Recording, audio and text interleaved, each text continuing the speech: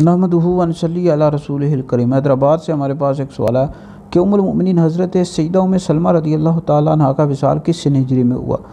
آپ کا نام مبارک رملہ ہے یا پھر ہند ہے، اور کنیت آپ کی ام سلمہ ہے اور لقب ام المؤمنین ہے۔ آپ کے والد کا نام ابو امیہ حذیفہ تھا اور والدہ کا نام عاتقہ بنت عامر تھا۔